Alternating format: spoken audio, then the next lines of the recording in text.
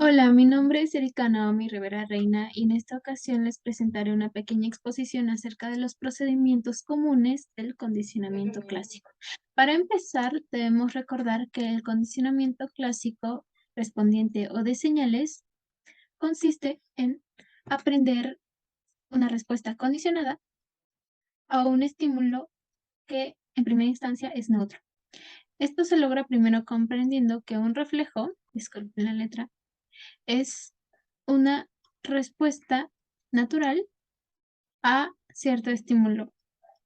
Entonces, a esto en el condicionamiento clásico se le llama estímulo incondicional que provoca una respuesta incondicional. En el condicionamiento clásico o un proceso de condicionamiento requiere que se emparejen estos dos estímulos, el neutro y el incondicional, para así provocar que el estímulo se vuelva condicional y provoque una respuesta condicional, es decir, que este estímulo provoque esta respuesta de arriba. Uno de los factores que permiten esta asociación de estímulos es el principio de contigüidad entre la presentación de el estímulo incondicional y el neutro, que provocará que este se vuelva en estímulo condicional, que provoca una respuesta condicional.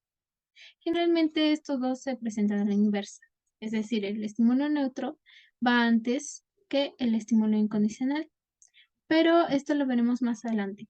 Domjan M. 2011 nos presenta 5 tipos de procedimientos comunes del condicionamiento pavloviano clásico. Nosotros ya conocemos el experimento de Pavlov, que es la presentación de un estímulo incondicional, que es la comida, a un perro, que es el sujeto, y el emparejamiento con el estímulo neutro, que es la campana, en lo cual, tras una serie de ensayos de condicionamiento, provoca que el estímulo neutro se vuelva condicional, es decir, que la campana provoque la salivación en el perro.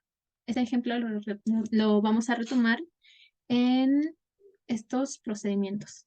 El primero es el condicionamiento de demora corta, en el que el estímulo condicional tiene inicio y su final, se puede decir, abarca la presentación del estímulo incondicional. Es decir, se oye la campana y antes se puede decir de que termina el sonido, se presenta la comida al perro.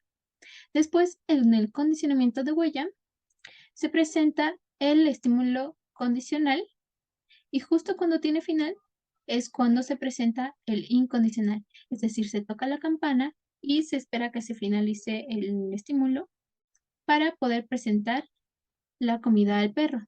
En esta ocasión tendremos un intervalo de tiempo que separe a estos dos estímulos. A este intervalo lo llamaremos intervalo de huella. Después tenemos el condicionamiento de demora larga, en el que el inicio del estímulo condicional, se puede decir, tiene un intervalo de tiempo largo antes de que inicie el estímulo incondicional. Es decir, si hablamos del experimento de Pavlov, podemos hablar de un sonido que se mantiene constante antes de que inicie la presentación del estímulo incondicional. Luego, en el condicionamiento simultáneo, ambos estímulos se presentan a la vez, es decir, no hay un intervalo de tiempo, sino que se presenta la comida al tiempo de que se toca la campana. Luego, en el condicionamiento retroactivo, se presenta el estímulo incondicional antes del estímulo condicional, es decir, se presenta primero la comida del perro y luego se toca la campana.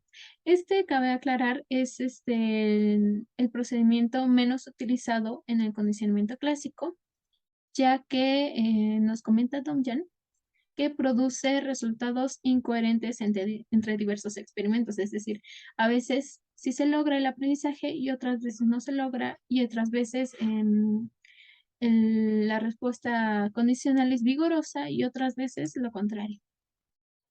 Ahora nos preguntaríamos, ¿cuál de todos estos es el método o el procedimiento más adecuado o cuál produce una respuesta más vigorosa? Esto se resume en el intervalo entre estímulos, es decir, en el espacio de tiempo que hay entre el estímulo condicional y el incondicional en un ensayo de condicionamiento. Dom ya nos comenta que un intervalo largo, como es en el caso del condicionamiento de demora larga y en el condicionamiento de huella, aquí podemos observar que es un intervalo largo, es decir, hay tiempo aquí y tiempo aquí, responde a una menor respuesta condicional, es decir, ya sea una respuesta menos vigorosa o a una menor probabilidad de que esta respuesta se aprenda. Lo mismo pasa en un intervalo de 0, como es en el condicionamiento simultáneo, en el que los dos estímulos se presentan a la vez. En un intervalo 0, de tiempo 0, se produce una menor respuesta condicional. Es decir, es como si el sujeto no aprendiera a asociar estos estímulos por el hecho de que se presentan a la vez. Y en este caso, en el intervalo largo, dado que existe un tiempo entre los dos estímulos, tampoco se llega a asociar del todo, como lo sería en un intervalo corto, en el que el estímulo condicional se presenta casi de inmediato, es decir, no al mismo tiempo, pero sí casi de inmediato al estímulo incondicional, es decir, se presenta uno y luego el otro, generalmente antes de que termine. No va ni después ni va a la vez. Esto se logra en el condicionamiento de demora corta, por lo cual es el procedimiento más utilizado dentro de los experimentadores de condicionamiento clásico. Al condicionamiento retroactivo lo dejamos fuera porque, como mencionamos anteriormente, no tiene tanta coherencia entre las diversas prácticas de este procedimiento. Finalmente, podemos observar la medición del aprendizaje en el condicionamiento clásico mediante tres de sus componentes: su magnitud, que es la cantidad de RC, la probabilidad, que es la frecuencia con la cual se puede llevar a cabo un ensayo de condicionamiento con éxito, y la latencia, es la rapidez de aparición de la respuesta condicional, es decir, cuánto tiempo tarda en salivar el perro una vez que oye la campana.